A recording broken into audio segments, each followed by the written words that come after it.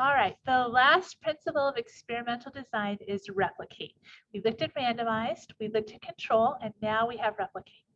So replication of an entire experiment is an essential step in science. So it's not just doing the experiment, writing your conclusion, and getting published, but you need other people to replicate this, or you need to replicate this to show that these results are really going to hold across a wide group of people. So we apply each treatment to a number of subjects.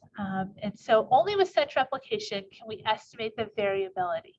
But if I only used a sample of 10 students, it might not give me a full idea of what the range of skills students have coming into a stats class. Whereas if I surveyed 200 students, I'd have a really good idea of what that range of skills is going to look like.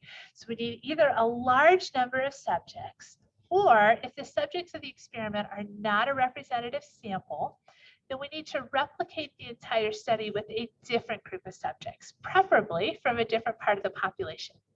So where this comes up at is when you're doing medical research. So there are lots of people around the world that have diabetes, but I can't really feasibly get a list of every person with diabetes in the world and then pull a random sample. I can end up with people all over the world. So typically the way medical research works is that the researcher will do this in their home city. So maybe they're based out of Boston or some major city, and they'll take all of the diabetes patients there and do a random sample from them.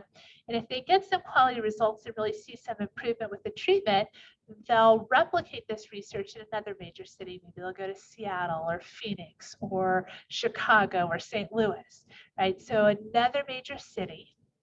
Or they get another researcher in another major city to replicate this research.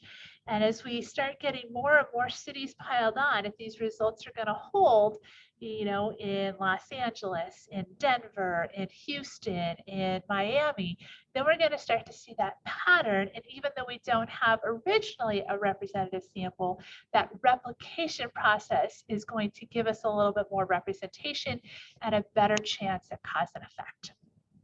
All right. Come back in the next video, we're going to actually apply these principles to a scenario.